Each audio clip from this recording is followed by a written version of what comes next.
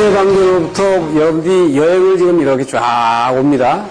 그렇지만 아무리 공학적인 그 강의지만 여러분들이 아주 흥미를 가지고 보시면 아주 좋을 거예요. 실무적인 그 얘기에서 포인트를 잡아가기 때문에 제가 일부러 비디오 강의 테이프지만 이게 지루하지 않게 하기 위해서 전 강의를 서서 강의합니다. 이렇게 앉아서 무슨 이렇게 뭐 하는 게 아니고 지금 강의를 똑같이 하는 것처럼 여러분들한테 전 강의를 이 테이프에다 담고 있고, 그리고 이 테이프 하나하나가 집에서 볼 수 있기 때문에, 집에서 보기 때문에 잘못하면 늘어지고 루즈해질 수 있단 말이죠. 졸려가지고 어떻게 보면 테이프를 끌 수 있는 상황이 있기 때문에 일부러 수식 전개를 지루하게 하게 한다든지, 일반적인 논리 전개를 이렇게 막 이렇게 지루하게 하는 부분을 제가 삭제를 지금 하고, 좀 강의가 좀 약간 드라마틱하게 갈 수 있으면 좀 좋겠다 하는 생각을 가지고 제가 일단 합니다. 그래서 테마들도 줄여서 하는데, 지금 피레이 같은 경우는 원래 이게 한 달 정도를 강의합니다. 한 달에서 2달 정도를 전부 다를 강의해야 되는 부분을 지금 4시간 정도, 뭐 5시간 정도에 전부 다 잡아놓는 부분이기 때문에, 그래도 이게 파워포인트를 제작을 해가지고 여러분들한테 필요한 그림들을 신속하게 보여드리기 때문에 이게 가능한 것이다. 아마 이 테이프를 여러분들이 통해가지고 강의를 들으시고 다른 데서 강의를 듣게 되면은 상당히 비교평가가 될 겁니다. 저희들은 자신을 하고 정말 대한민국 전기계의 실무적인 어떤 기술의 등급을 정말 바꿔본다는 심정으로 가지고 이 테이프를 지금 제작을 하고 있는 겁니다. 지금 오늘 강의, 이번에 하는 부분, 옥내 전기설비의 피해 대책과 서지 프로텍터인데, 이 내용은 여러분들이 잘 아시다시피, 건축물들의 피해 설비 가이드북, 이 원전은 일본 전기설비 학회로 되어 있습니다만, 일본 전기설비 학회에서 낸 책에 그 곽희로 교수님과 제가 번역을 해서 낸 책입니다. 상당히 독자들에게 호응이 많아가지고 이 책이 아주 단행본으로서 거의 5,000권 정도가 나왔으니까 상당히 아주 많이 나간 책입니다.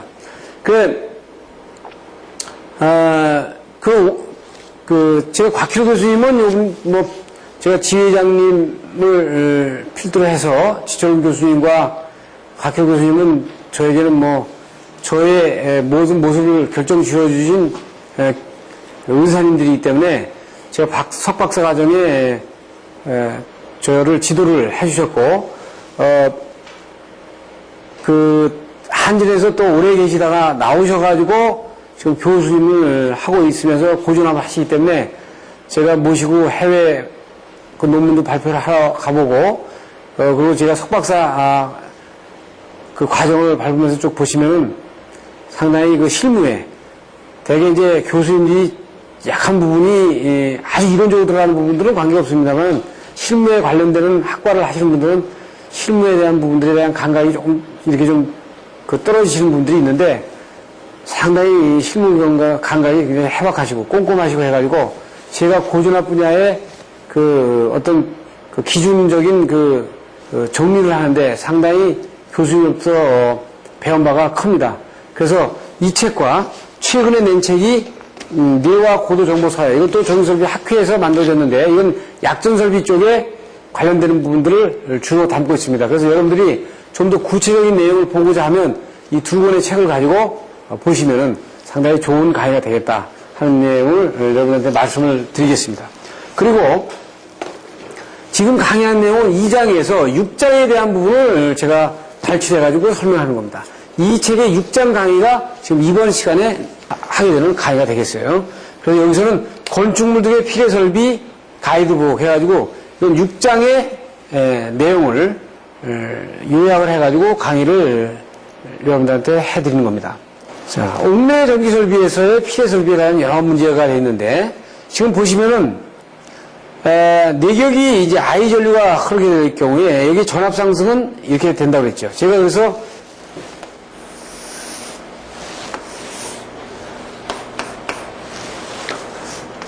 그러면 I 전류는 위로 흐른다 했어요. 전류가 되게 위로 흐릅니다. 네? 그러면 여기 전압 상승이 어떻게 된다? E는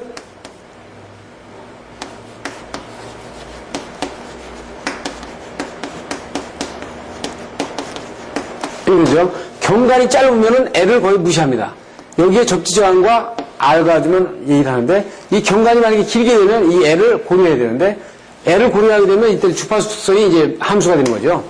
그래서, 그러면 여기에 실제로다가 필요한 부분에 다른 도체가 있을 때, 여기 다른 도체가 옆에 있는데, 도체가 있는 경우에 여기에 걸리는 전압을 V라고 하면 뭐냐면, 이 V는 그러면 이 전압에 비해서 어떻게 되냐. 이 전압에 의해서 영향을 받으니까 어떻게 되겠어요?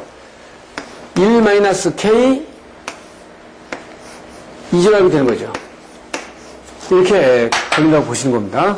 그래서 이 영향은 이 결합률에 따라서 다르다. 이 결합률은 어떻게 되냐면 이것이 런을 많이 하거나 이게 같이 높이로 가면 이 결합률이 커지고 이것이 만약에 가까이 가면 이 결합률이 좀 커지게 되겠죠. 그래서 이 결합률에 따라서 이 전압이 100% 다 걸리느냐. 이 가장 가까이 거의 필의 설비와 필의 높이와 같이 런을 하는 건축물이 있다 그러면, 만약에 그 금속물이 있다 그러면 이거는 거의 재전압, 이 인가되는, 필액이 인가되는 전압이 전부 다 걸리는 그런 상황이 나올 겁니다. 그래서 지금 여기 만약에 접지 도선을 깔았으면은 이렇게 해서 이렇게 떨어지겠죠. 여기 본폭전압 걸리는 것이 이렇게 본폭전압이 걸리는 겁니다. 만약에 여기 설비 필요소선이 있고 여기 창틀이 있다. 창틀이 있으면 이 창틀과 대지의 정육량을 C2라고 그러고 이 창틀과 이 필요소선과 CG라고 하면 이때 걸리는 전압은 어떻게 얘기를 하느냐. 여기에 창틀에 걸리는 거는 CG와 C2의 분의 CC다 이거죠. 그러니까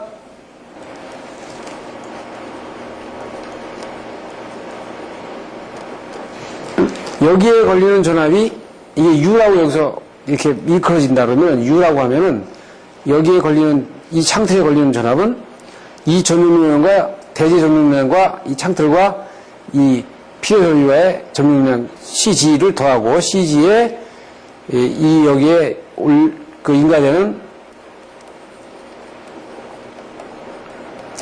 이 치에다가 넣어주면 여기 전압에 걸리는 전압이 걸리겠다.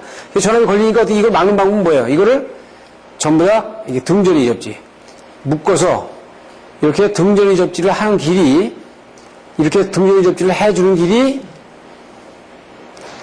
이 창틀에 올라가는 전압 부위를 갖다가 없애는 이런 부분이 되겠죠. 그럼 이렇게 되면 어떻게 되겠어요? 이렇게 같이 걸리겠죠. 이렇게 피해 설비하고 이 같이 걸립니다. 이렇게 걸리겠죠. 그래서 이렇게 얘기하고 있고요. 여기에 이제 상호 인덕턴스 M에 따라서 여기 유한 전압이 상당히 증가되거나 내려갈 수 있다.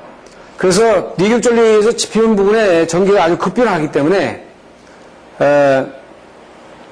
건축물 바깥에와 안에 내래와 외래에 대한 대책을 세울 필요가 있다 이런 부분입니다. 그러면 건축물 근방의 낙뢰 시에 내부 전기 회로에 생기는 전이차는 어떻게 되겠느냐? 지금 여기 보면 만약 여기에 이렇게 설비가 필요 설비가 있으면 낙뢰가 이렇게 됐어요. 그 전압이 이렇게 인가됐단 말이에요. 이렇게 전이 상승이 생겼어요. 여기에 이런 건축물이 있어. 그럼 건축물이 있으면 이 건축물에 어떤 매출량이 있게 되면 여기에 걸리는 전압은 얼마가 되겠느냐 이런 얘기입니다. 그러면 어떻게 했어요? 이것으로부터 얼마나 떨어져 있느냐 이것이 Y. 멀리 떨어져 있으면 떨어질수록 이건 적게 걸리겠죠. 그리고 이 높이가 이것이 얼마만큼 같이 올라가느냐 이거야. 위치가 이 설비가 어디 위에 가 있느냐 이거죠. 올라갈수록 같이 비례하고 전류가 높을수록 같이 비례하는 건 당연하겠죠. 그리고 이제 건축물의 종류 규모에 따라서 지형지수 계수니까 1, 2한데 이것이 만약에 금속 건물이면은 목조 건물보다는 상당히 많이 올라갈 겁니다. 그렇죠? 그래서 이거를 약식으로 해서 30에 I0에 H에 A에 Y에 가로 잡아가지고 K로 이렇게 볼 수 있어요. 그래서 내부 서지와 외부 서지에 차단할 필요가 있는 부분이 필요하다. 그 얘기를 하고 있어요. 그래서 전이차는 유도전압 대책인데 일본이나 한국이 지금까지 전부 다 피해 설비를 단독 접지했잖아요. 독립으로. 그러다 보니까 독립을 하게 되면요. 이 전에 대한 이 노이즈, 이 차가 엄청난 겁니다. 그래서 이제는 다 연접으로 가야 돼요. 그래서 그 부분을 계속 접지하면서 얘기했잖아요. 그래서 전이 균등화가 필요하다. 여러분들이 나중에 미국의 NFC에 대한 피해 설비를 아마 강의를 들을 겁니다. 그러면 여기서 아주 극명하게 보여주고 있어요. 극명하게. 그래서 인하도선이 내려오면 이걸 다 연접을 해가지고 이렇게 묶어주는 것이 가장 전이 상승은요. 노이즈 부분만 한다면 힘에서 상당히 분분한데 무조건 묶어라 이거예요. 이제 묶어야 됩니다. 예? 이제 독립접지를 해가지고 피해설비 독립접지를 하면 안 돼요. 이제 묶으세요. 묶어. 예? 그 노이즈에 대한 문제는 노이즈 서지 플래트 달아야지. 달고 이제 묶어 나가야 돼요. 지금 IC에서도 그렇고 지수도 다 바꿨지 않습니까? 이렇게 내부 해가지고 일단 균등화를 시키는 것이 가장 중요하다. 이렇게 지금 보이는 것처럼 이 앞부분 접지에서 강의 다 했으니까 뭐 이거 설명 안 해도 돼요. 그런데 그렇게 되면 이제 무슨 문제가 있냐면은 저합선에다가 뭐 토인선을 쓰게 되면 토인을 써가지고 이걸 접지를 하게 되면 여기 이제 만약에 피레기가 있어도 이 피레기를 거쳐서 이렇게 또 넘어 들어오거든요. 이렇게 거꾸로 이렇게 넘어 들어올 수도 있지만 이렇게 넘어 들어올 수도 있고 접지를 묶으면은 이 노이즈가 이쪽으로 해서 서지가 이쪽으로 해서 이쪽으로 넘어 들어올 수 있잖아요. 네? 그래서 일단은 1차로는 어떻게 하냐면은 일단 이 서지가 이쪽 못 넘어 들어오도록 피레기를 통해서 카트가 돼서 제전환만 들어오도록 일단 이 피레기를 좀 전격을 낮추더라도 이 전압 인입선에서 사용하는 기기가 손상 안 될 정도의 등급으로 해가지고 피레기를 설치하는 것이 급선무가 되겠죠. 그러니까 내래 변압기 같은 경우는 변압기 내부에다가 아예 피레기를 장착을 해가지고 외부에서 서지가 들어오게 되면 이 피레기 자체에 소모를 할 수 있도록 소진을 할 수 있도록 이렇게 만들어놓는 대책을 세울 수가 있고요. 그리고 이제 건축물 안으로 들어가가지고 서지 업소버를 설치하는 부분입니다. 건축물 안으로 들어가가지고. 그럼 피레기라는 개념보다는 서지 업소버 개념이 크겠죠. 그래서 이 저압을 보호하는 이런 부분다가 갈 수가 있겠어요.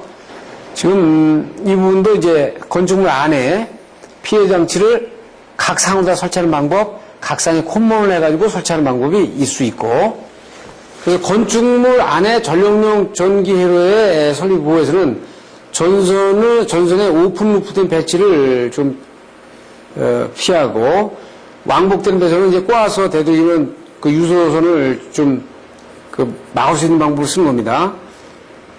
그리고 실드한 도선기를 쓰고, 그러니까 실드선을 쓰고, 실드가 없을 때는 금속관에다 넣어가지고 금속관을 접지를 하도록 하면 되겠죠. 네? 그래서 이런 부분들 이제 보시면 되고, 건물 옥상에 이제 기기들 이런 부분들은 다 등전이 접지를 하는 것이 바람직하다. 피레도선을 전부 다 등전이 접지하는 것이 바람직하다는 얘기를 지금 하고 있어요. 건물 안에 거는 이것도 전부 다 어떻게 돼 있어요? 똑같아. 똑같은데 결정적인 거는요, 등전입니다. 계속 등전이 얘기를 지금 하고 있어요. 지금 이게 일본 책인데, 일본 서적인데, 일본 서적을, 일본 기술자들이 일본 서적을 통해가지고 자기들이 그 단독 접지한 부분들을 이 책에서 그 무제점을 지적을 하고 이렇게 등전이 접지로 가야겠다는 부분들을 계속적으로다가 지금 여기서 지적을 하고 있는 부분을 볼 수 있어요.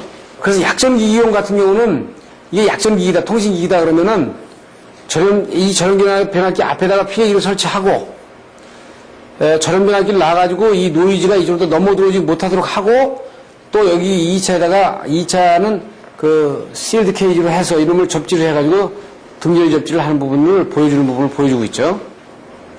그래서 이제 가장 완벽한 거는 이 노이즈는 세 가지 들어올 수 있습니다. 통신선을 통해서 노이즈 들어올 수 있고, 전력선을 통해서 서지가 들어올 수 있고, 이 접지선을 통해서 들어올 수 있어요. 그런데 이거 어떻게 있어요? 본딩바, 전체적인 본딩바를 놔놓고, 전력선 들어오는 거 1차 볼을 아레스타로 잡고, 여기에 본딩을 해주고, 2차의 아레스타에서 또 잡아요.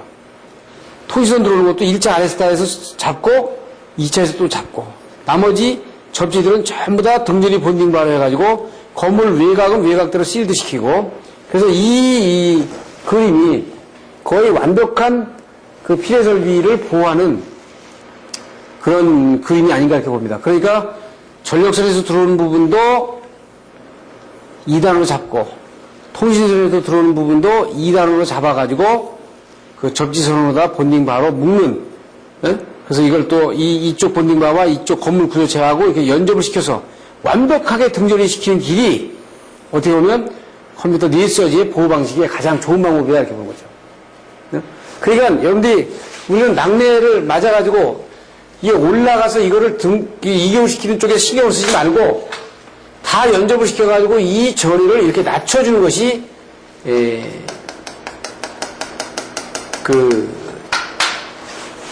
어떤 서지의 대책으로서 근본적인 대책이 될 수 있다 이렇게 보는 겁니다.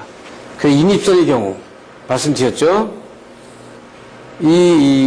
그 저압 인입선의 경우나 고압 인입선의 경우에서 낙뢰로 인한 유도 서지는 그렇게 크지 않거든요. 그러니까 우리가 아레스타를 달아가지고 거의 커버가 되는 것으로 다 이렇게 보고 있습니다. 뇌 서지 선장은 이건 그 앞에서도 봤지만 조금 그 데이터마다 다른데 보통 10카, 여기서는 지금 10카가 이 뇌서지 선정에서 뇌 낙뢰 지점과의 선로와의 거리에서 보면 이 10카인 경우에 10카가 떨어진 경우에 이 메타니까요. 약 50m가 걸리면 50m 정도 되면 한 70kb에 걸리는 거로 돼 있죠. 이거 보시면 됩니다.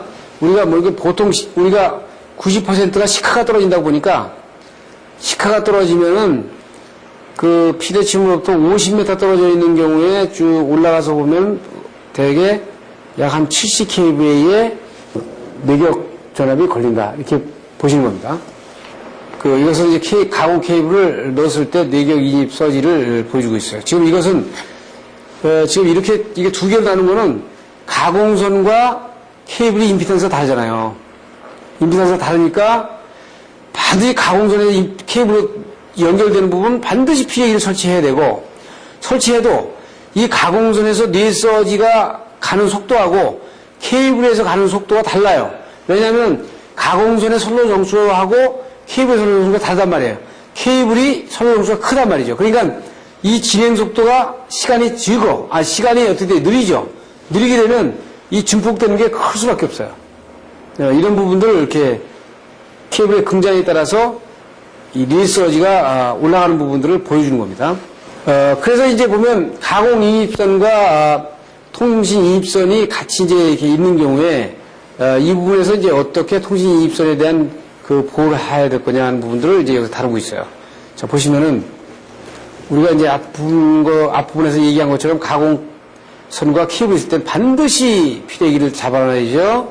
이게 인입주에 피대기가 설치되어 있는 경우에 이게 인입주까지 뭐 지주까지 케이블 가는 경우에도 마찬가지죠. 반드시 이건 설치를 해줘야 됩니다. 그리고 이제 옥상의 수변 설비를 놨을 경우에 지금 여기서는 일본책이기 때문에 지금 이걸 1종, 2종, 3종 나눴는데 이 자체도 의미가 없어요. 이거 다 이 묶어야 되는 부분, 다 같이 묶어줘야 되는 부분에다가 수정이 돼야 되고 여기서 철골에 같이 묶었지 않습니까? 이걸 다 같이 묶어주는 이런 부분이 필요하죠. 그리고 삼상보호대책, 삼상서로에서의 이제 피대기를 우리가 설치한 부분 봤고 이 부분을 다 연접을 해라는 얘기예요. 이렇게 다 연접했죠. 2차 연접했고 여기도 2차를 연접하는 것을 꼭 잊지 말아라 하는 얘기죠. 이게 일본에서는 옛날에는 있을 수가 없었던 일이에요. 지금은 이렇게 지금 얘기를 하고 있는 겁니다. 지금 단산일 때도 마찬가지죠. 그래서 통신기기가 있는 쪽은 반드시 앞에다 피대기를 놓는데 문제는 이 접지를 다른 데하고 묶었을 때 이 접지를 타고 들어오는 문제 때문에 아주 민감한 그 통신기기 같은 경우는 여기다가 그 C 함수를 갖는 프로텍터를 놓는 부분이 그 많이 채용되고 있어요. 그러면 이게 이제 60 했을 때는 이 선로정수의 여기에서 C와 R과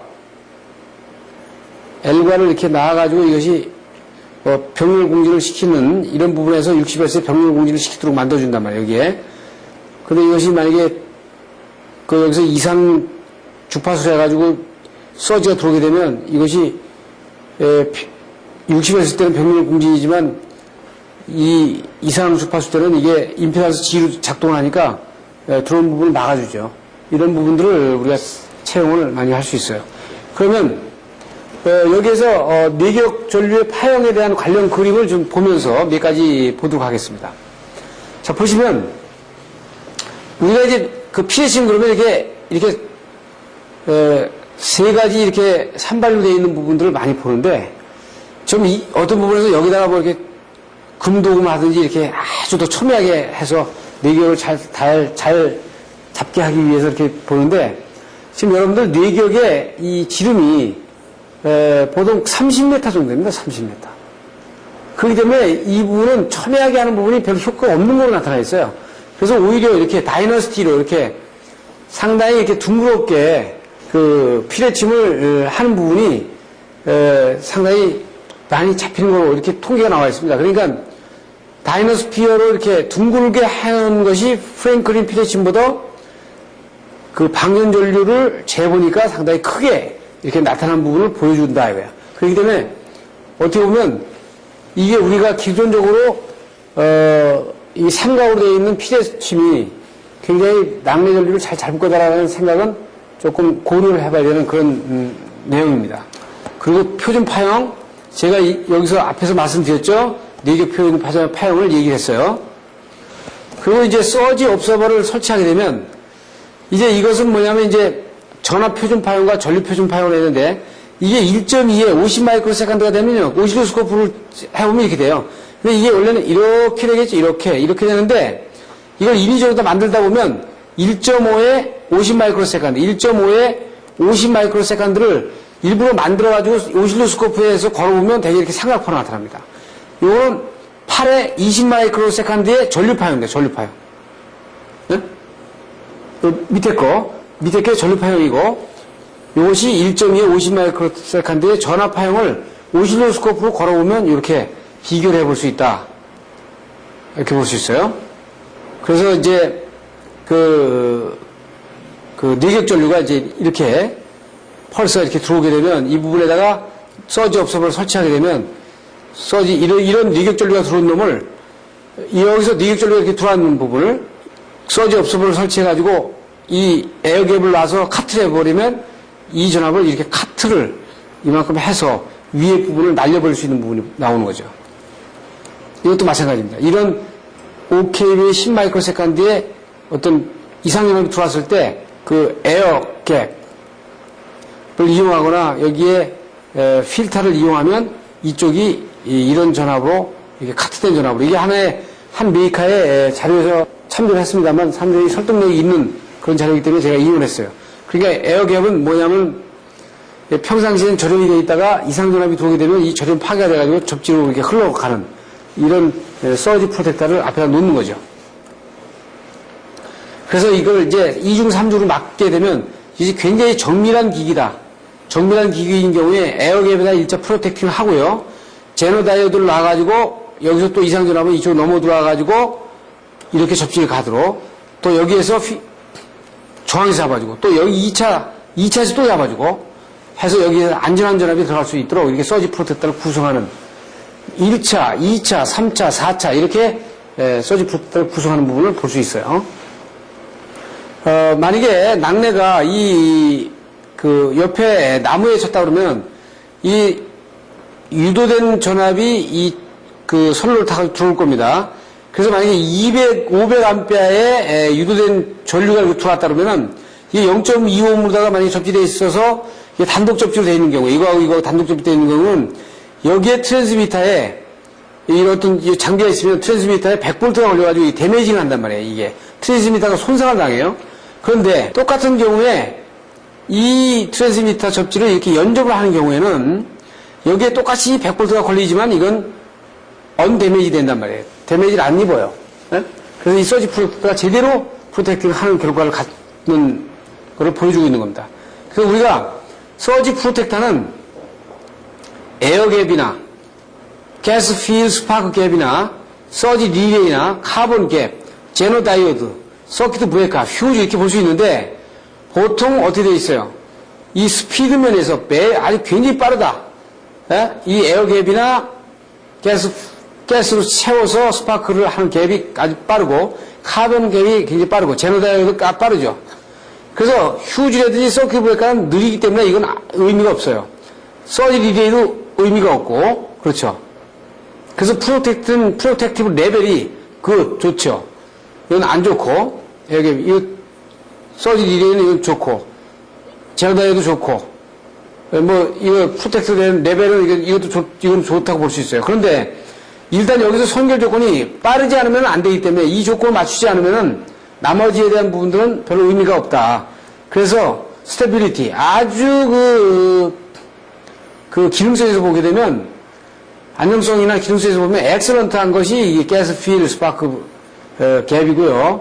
좀 좋은 것이 좀 베리 굿으로 보는 것이 제너 다이오드로 많이 이용합니다. 그래서 두 가지를 가지고 되게 많이 그 서지 프로텍터를 많이 사용을 하죠.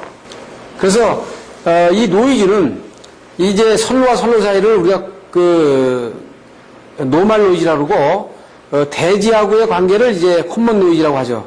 그러면 이 선로와 선로 사이의 전압차, 대지하고의 전압차, 이 전부 다가 어디서 전위차에서 오는 거거든요. 전위차라는 거는 즉 독립접지에서 오는 거예요. 그렇기 때문에 이 노멀 노이즈와 그 콤먼 노이즈를 막는 길은 첫째 방법이 등전이화 시키는 거다. 네, 모든 접지를 등전이화 시키면은 콤먼 노이즈와 노멀 노이즈를 모두 다 막을 수 있는 그런 상황을 볼 수 있어요. 그래서 그 서지 프로텍터는 가스 아레스타와 바이레스타와 그 제너 다이오드 이렇게 세 가지로 많이 사용할 수 있는데 여기에 대한 거는 그 전압의 형태, 저전 파괴 전압 이런 것들을 그 참고를 해가지고 여기서 선정을 해서 수록되어 있는 겁니다.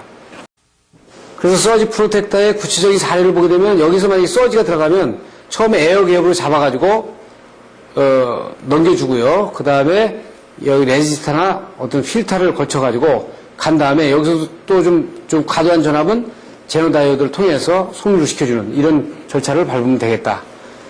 그래서 필터는 로페스 필터로 해가지고 지금 그 LC를 조합을 시켜서 필터를 사용하는 부분을 보여주고 있어요.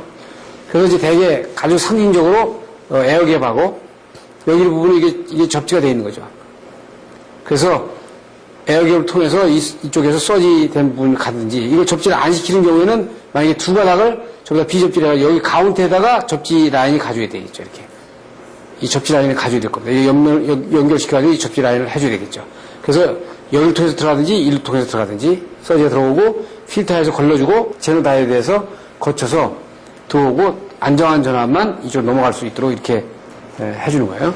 그래서 이걸 아주 종합적으로 보면 에어갭에서 먼저 1차 걸르고 이쪽은 약전 설비고 여기 강전 설비면은 이 강전 설비는 제너 다이오드만 통해 가지고 바로 그냥 들어가고 약전 설비는 1차에서 에어갭을 걸르고 그 다음에 또 2차에서 또 에어갭을 걸러서 필터 거치고 제너 다이오드 거쳐서 들어가도록 이렇게 하면은 이 약전과 강전을 동시에 받으면서 이 서지 프로텍터 등급을 달려주는 거죠. 네? 자, 결과적으로는 뭐예요? 전부 다 연접을 시키고 서지를 통해 가지고 들어오는 부분들은 접지를 통해 가지고 노이즈가 들어오는 부분들은 서지 프로텍터를 설치해서 막는 것이 우리가 앞으로 21세기의 접지 방식과 내보호에 대한 방식이라고 볼 수 있는 겁니다.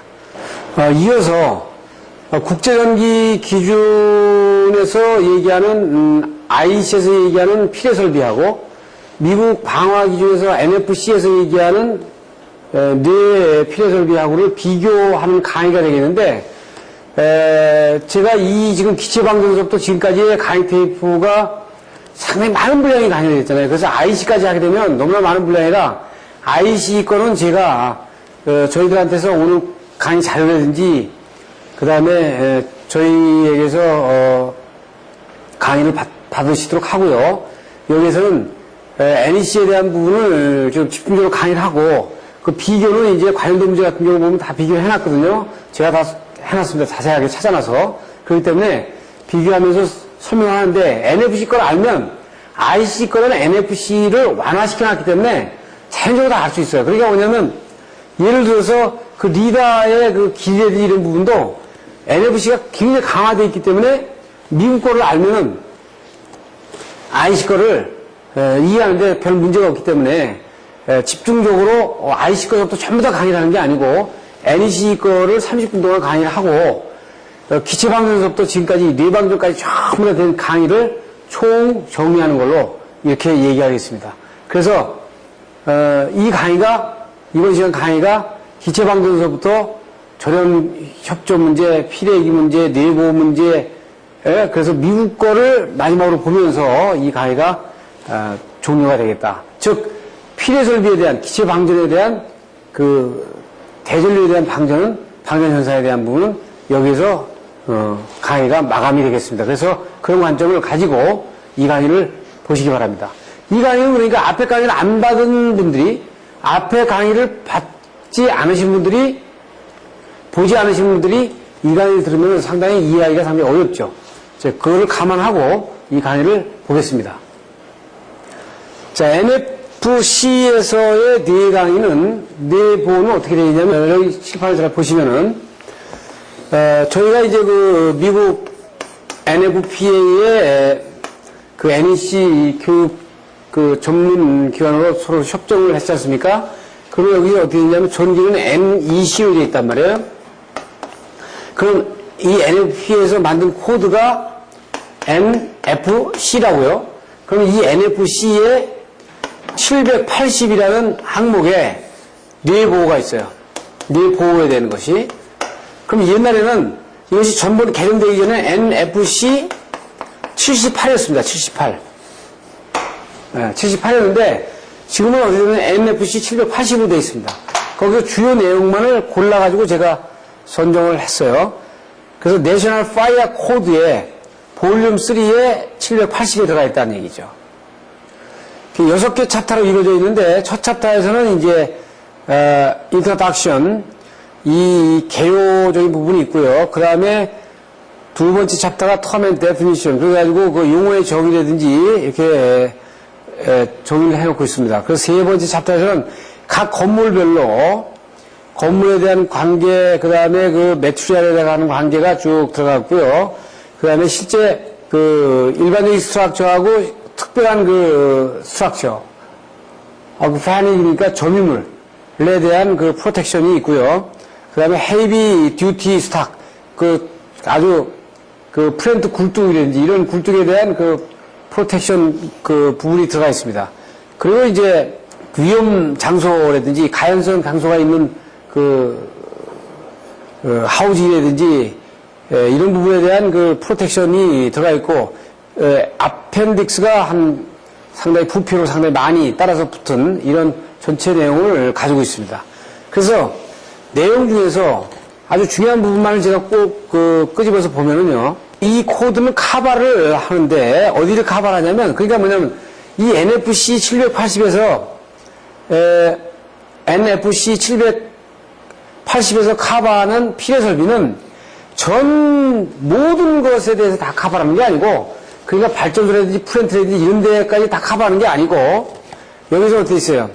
Ordinary Structure, 관련되는 그 기타 스트럭처하고 스페셜한 그 점유물, 그 다음에 헤비 스탁, 듀티 스탁이니까 이건 어떤 굴뚝, 아주 그 플랜트 굴뚝이라든지 이런 부분들, 그 다음에 프레임 베이퍼, 가연성 가스, 가연성 그 증기라든지 이런 가연성 액체라든지 이런 것들에 대한 그것들을 보관하는 장소, 이런 부분들에 대해서 건축물에 대해서 이 NFC는 커버를 한다는 거예요.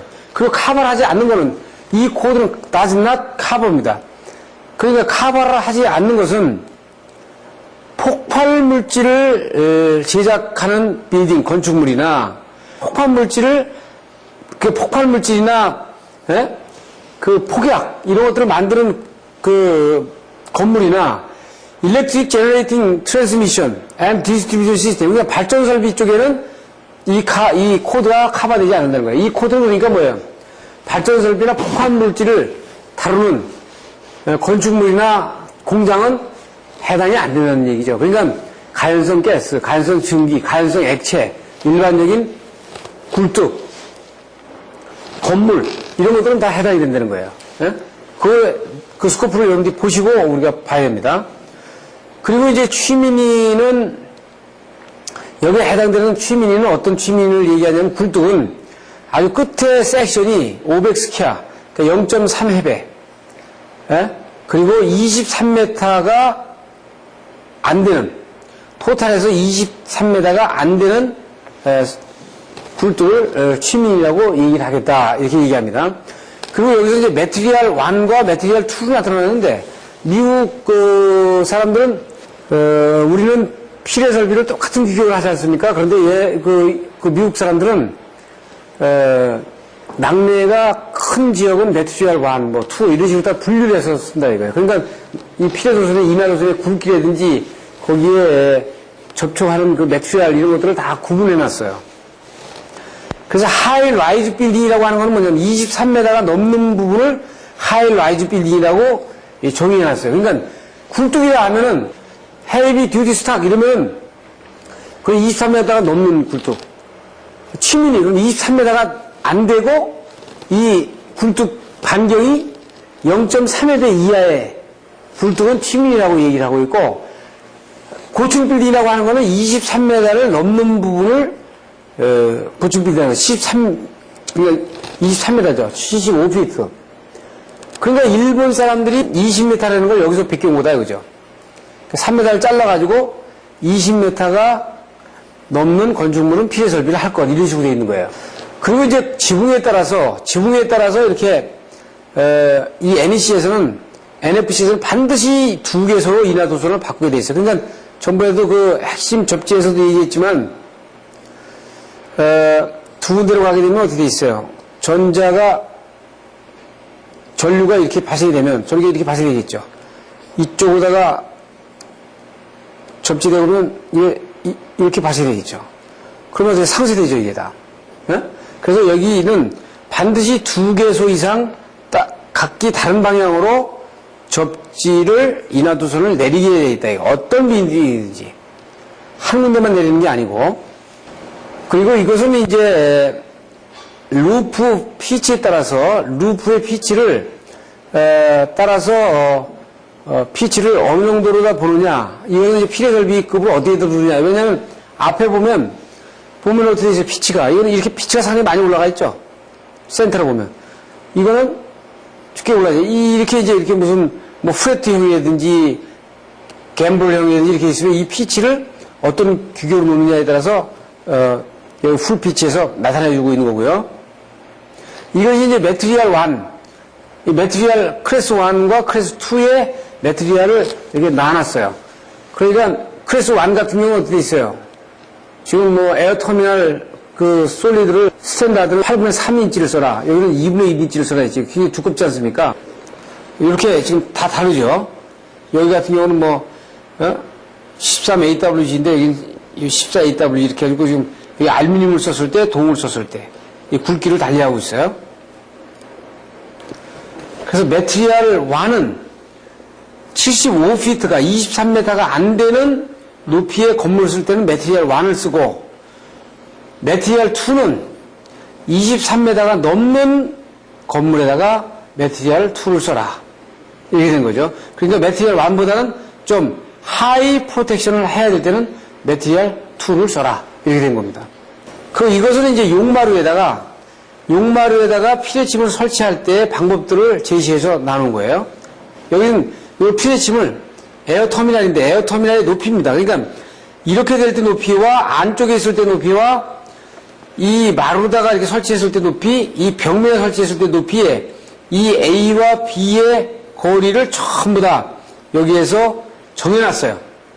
자, 존 오브 프로텍션이라는 건 우리가 피레침 하면은 이게 45도, 뭐 60도 이런 거를 많이 쓰지 않습니까? 그러면 이게 보호각이라고 했는데 이런 말은 지금 없거든요. 그래서 이것은 이제 그 뒤에 나오지만 45도, 60도에는 근거가 나오긴 나와요. 그런데 이건 2, 3층 이하에서 얘기고 2, 3층이 넘어가면 이 근거를 못 쓴다. 그래서 존 오브 프로텍션은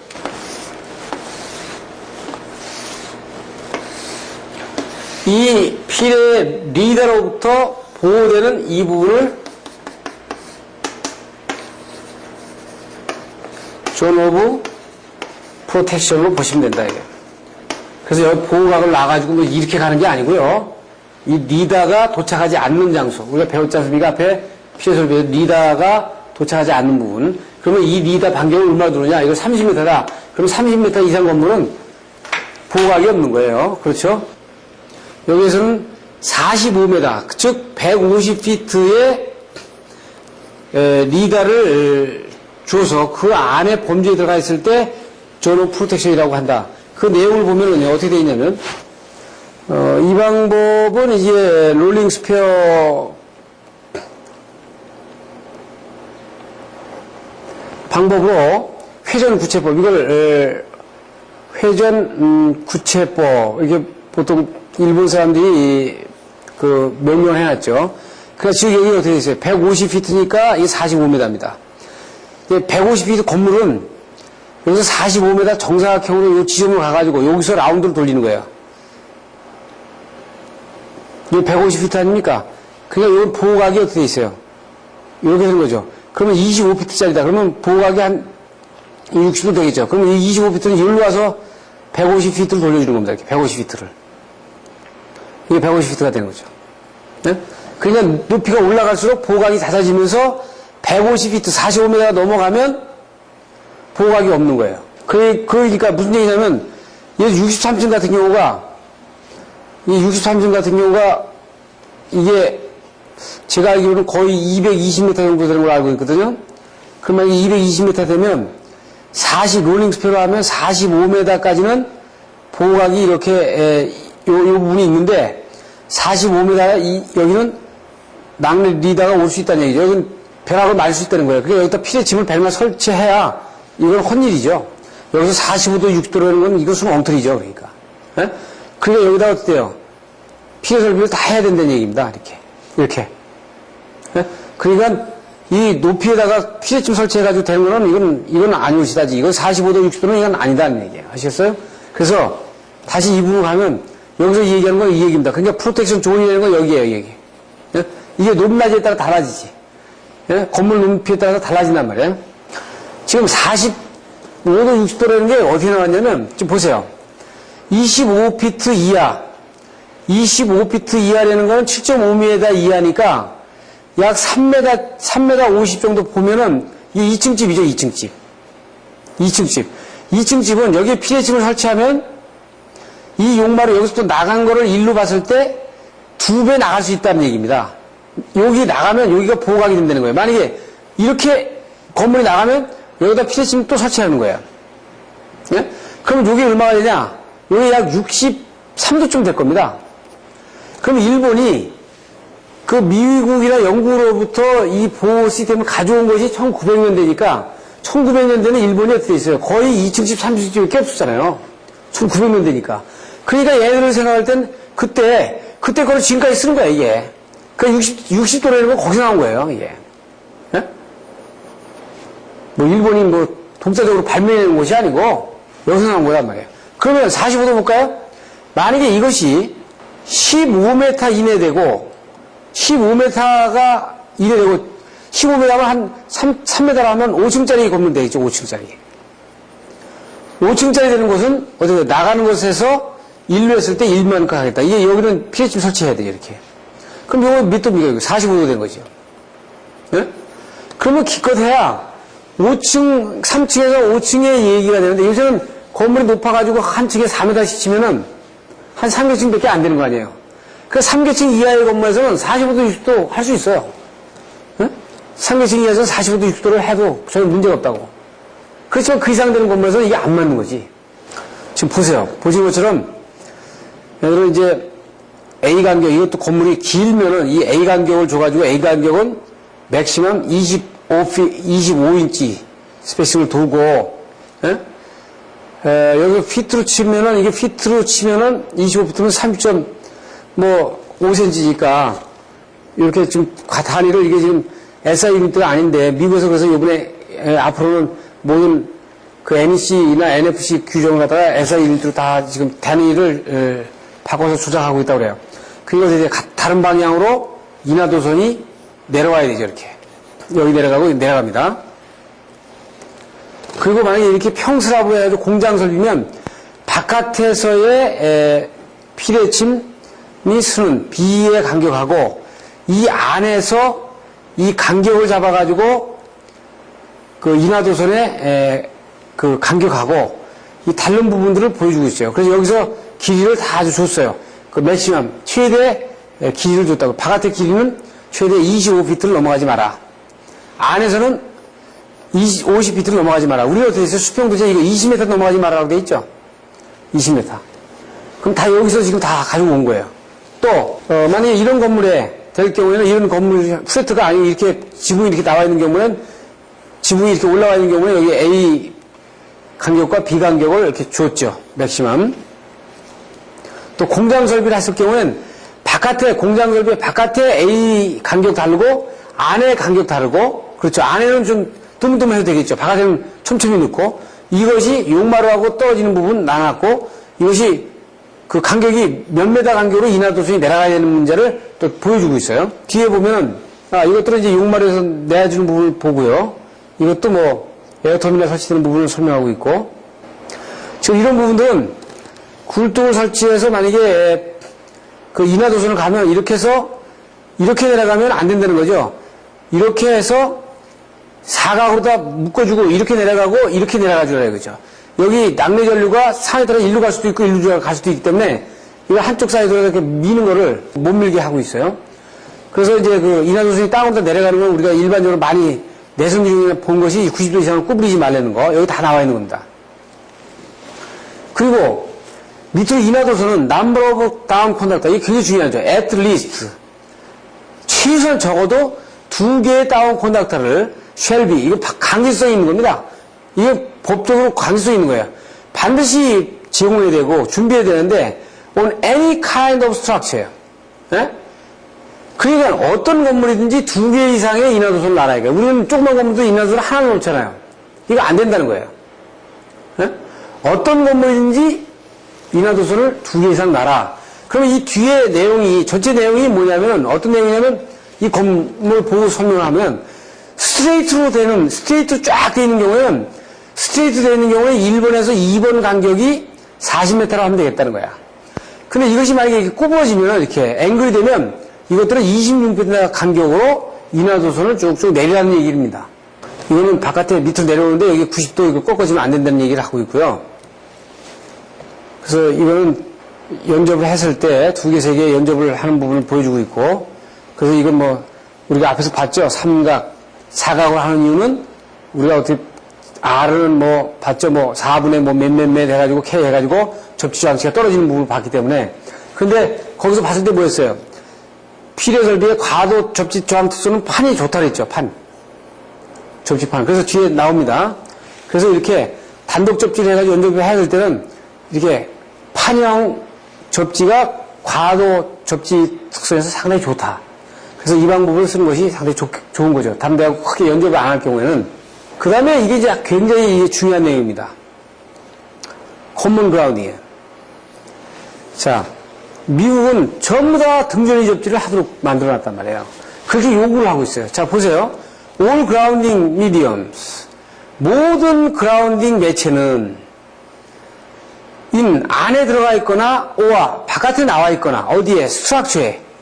스트럭처 안에 들어가 있거나 바깥에 나와 있거나 shall be. 반드시 해야 되는데 어떻게 해야 하느냐? 인터커넥티드예요.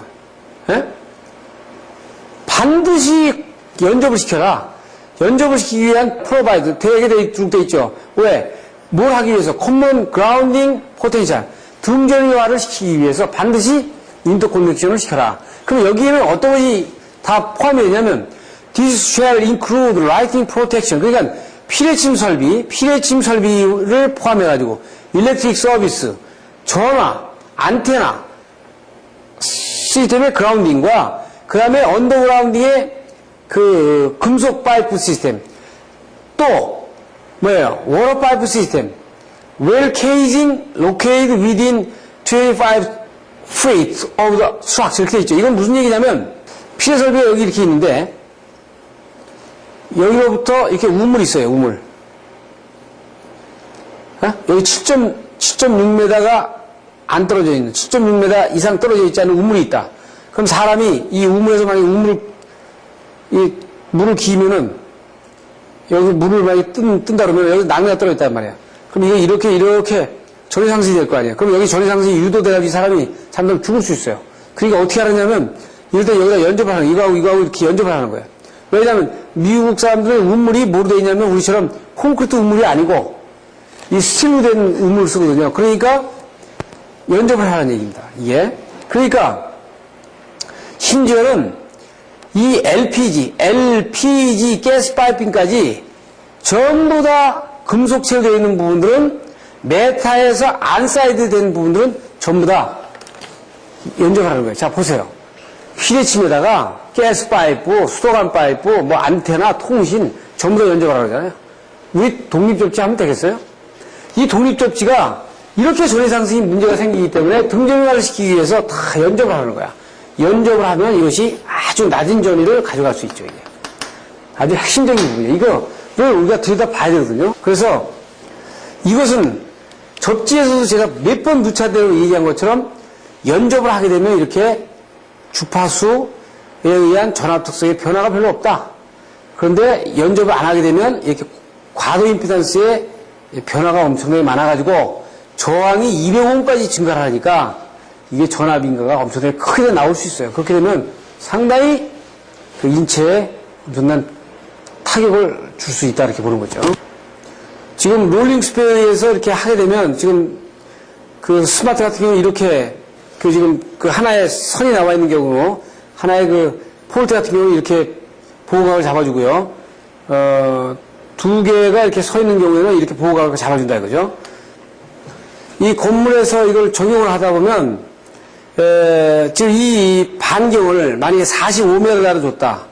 그럼 45m짜리 큰 공을 굴려보는 겁니다. 이렇게 이 건물에다가 그래가지고 이 45m짜리에서 이 걸리지 않는 요 지금 부분들이 어떻게 보면 보호 범위가 되는 거예요. 이게 그러면 어떻게 된다고요? 지금 여기는 어떻게 됐어요? 여기 요 부분은 지금 안 되죠. 그 요 부분에 대한 프로텍션이 가해져야 돼. 어떻게 가해지느냐? 그거를 한 것이 어떻게 되냐면 지금 요 부분이 어떻게 됐어요? 요 부분만 요런 부분들만 지금 보호가 되는 겁니다. 여기가. 그렇죠. 그러니까 여기다가 이렇게 이 부분들을 다 보호하도록 이렇게 놔줘야 되는데 이렇게 되면 피레침을 아주 건물에 칭칭 감는 꼴이 되니까 이거를 조금 약식을 해가지고 이거 됐어요. 이렇게 접지선을 사각으로 돌려서 이렇게 하면 또 중간에 돌려주고 하면 이 부분이 다 커버되는 것으로 이렇게 되겠다. 그러니까 상당히 그 롤링 스페이스에서 접지한 부분들을 이렇게 보여주고 있는 거예요. 그래서 위에서 공간에서 보게 되면 그 접지에서 그 피뢰 보호 시스템에서 사각지대 되는 부분, 해당되는 부분과 해당되지 않는 부분들을 이제 보여주고 있는 거죠. 지금 이것은 요 근래 이제 그 뉴질랜드 아일랜드에서 호주 같은 데서 많이 쓰는 것인데 보호각을 밑으로 주지 않고 롤링 스피어 개념이 아니고 이것도 하나의 그 설득력이 있어요. 이 피레칩이 있으면은 어차피 리다는 여기를 이렇게 통해서 들어오잖아요. 이렇게. 그러니까 보호 범위는 위로 있다 이거 위로. 그러면 이 높이가 올라갈수록 이 정전량이 크죠 이게. 이게 보호 범위가 되는 겁니다 이게. 높이가 낮으면은 보호 범위가 여기 되는 거죠. 그런데 여기로부터 뭐 15도 안으로 들어와서 이게 보호 범위가 되니까 이거는 이 보호 범위에 뭐냐면 어떻게 보면 이 보호 범위라고 제가 표현했는데 이건 리더를 잡는 공간이란 말이에요. 리더를 잡는 공간. 그러니까 여기로 들어오는 리더는 다 여기서 잡는다는 얘기죠. 그러니까 실질적으로 보호가 이 부분이 다 보호가 되는 거예요. 이 부분이. 응? 그럼 여기에 15도 안으로 들어와 있으니까 여기 피레치 필요 없죠. 이게. 여기는 15도 안에 바깥에 들어가 있으니까 여기 피레치 필요한 겁니다. 이게. 이걸 상향의 그 보호각으로 다 개념으로 다 얘기한 거고. 근데 상당히 설득력이 있어요. 왜냐하면 리다는요 위에서 일단 이 전염파가 돼서 들어오거든요. 그러면 이렇게 가다가 이리 들어갈 수 있다 이거 이렇게. 에? 이게 이제 AW 이론 가지고 이제 설명이 되겠습니다만 그래서 호주하고 뉴질랜드는 이 방식을 써서 피레침을 설계한단 말이에요. 그럼 이렇게 되면 건물이 이렇게 있으면 높은 거는 이 리다를 잡는 면적을 이렇게 크게 잡고 높이가 낮은 부분들은 더 좀 짙게 잡아가지고 이렇게 해서 5개소에 설치를 하게 되면 피레침을 다 이 스트라이크를 다 잡을 수 있다라는 그 논리를 피는 겁니다. 이것이 공학적으로는 설득력이 있어요. 그런데 이것이 지금 IEEE나 이게 구체적으로다가 논문에다가 발표해가지고 미국에서는 이걸 아직 공인을 해서 이걸 적용 안 하고 있습니다. 그러니까 롤링 스퀘어 방법을 그대로 지금 계속 미국에서는 고집을 하고 있고 호주나 뉴질랜드에서는 지금 이 방법을 쓰고 있는데 이것이 롤링 스퀘어하고 거의 차이는 큰 차이가 없어요. 그런데 문제는 상향 스티머 방법, 그러니까 집전량 방법을 하게 되면 피레침이 몇 개 설치가 되지 않아도 되는데, 롤링 스페어로 방법을 하면 이 접지 인하도선, 그 다음에 보호각을 위해서 카바를 해야 되는 저희가 상당히 많아지는 그런 문제가 나오는 겁니다. 자, 이제 피레 설비를 이제 정리를 해야 되는데, 마지막으로 정리를 할 게 있습니다. 모든 피레 설비 설계는 이 격자도에 의해서, 지금 IKL 메시도에 의한 그 낙뢰 횟수를 가지고 일단 기초가 돼가지고 설계를 해야 되는데, 지금 이게 한전에서 20년 동안, 1968년서부터 1987년까지 20년 동안 조사된 IKL 메시도의 격자도인데, 우리나라에서는 이 자료밖에 없죠. 그래서 이 자료를 가지고 어떻게 보면 낙뢰에 대한 그 어떤 기본 설계를 좀 해줘야 되는 부분인데, 지금 이 자료가 좀 정확하지 않다라고 좀 보여진 겁니다. 왜냐면은 이 횟수가 보면 서울의 근방이 가장 많아요. 17번. 그럼 제주도가 11번이라고요. 그러면 남쪽으로 내려갈수록 이 횟수는 많아져야 되는 건 상식적이거든요. 지금 일본 같은 경우로 보면은 이 밑에 지역은 30회, 23회, 29회 이런 식으로 돼 있고, 위에 삿포로 지역은 10번, 20번 해가지고 이 밑으로 뚫어온 지방으로 갈수록 낙뢰가 횟수가 커지고, 찬 지방으로 갈수록 낙뢰 횟수가 적어지는 데이터가 나온다고. 이게 맞다고요, 이렇게. 우리나라도 밑에 제주도로 갈수록 많아야 되고, 위로 올라올수록 적어야 되는 것이 상식적인 일인데, 이 수치가 서울이 가장 많아요. 이게 좀 문제가 있죠. 자, 문제는, 자, 우선 이 데이터를 가지고 기본적인 설계의, 피레 설비의 설계에 기본적인 착수 데이터가 된다, 이거죠. 그래서 저희들이 낸 피레 설비 가이드북을 가지시고, 이 정도의 강의는 여러분들이 기본적으로 충분히 개인적으로 학습이 가능하고 하기 때문에 더 필요한 부분들은 저희에서 발간되는 책을 이용하시면 아주 훌륭한 자료가 될 것입니다. 감사합니다.